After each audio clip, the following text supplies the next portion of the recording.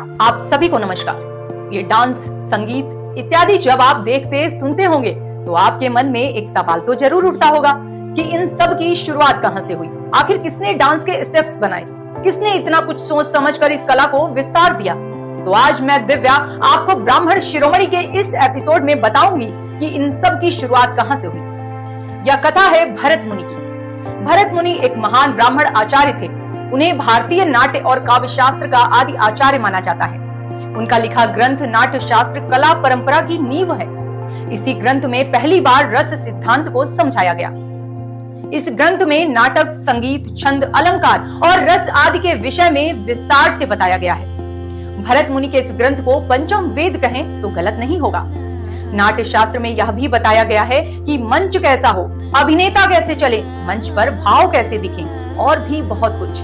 भरत मुनि साफ कहते हैं, ऐसा कोई ज्ञान नहीं, कोई कला नहीं जो नाट्य में न हो। विद्वानों का मत है कि भरत मुनि रचित पूरा नाट्य शास्त्र अब उपलब्ध नहीं है। वर्तमान में उपलब्ध नाट्य शास्त्र में 36 अध्याय तथा 6000 श्लोक हैं।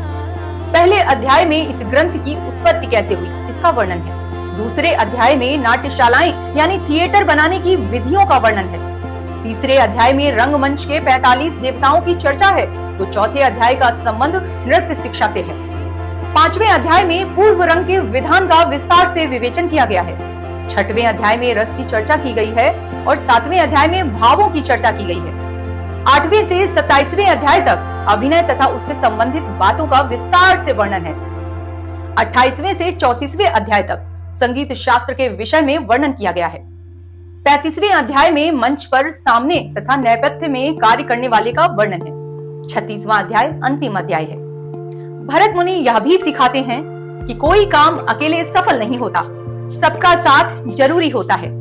भरत मुनि के इसी विचार के साथ हम आपसे विदा लेते हैं। अगली बार फिर मिलेंगे किसी और ब्राह्मण शिरोमणि की अनमोल गाथा लेकर, क्योंकि यह सिर्फ इतिहास नहीं हमारी पहचान है।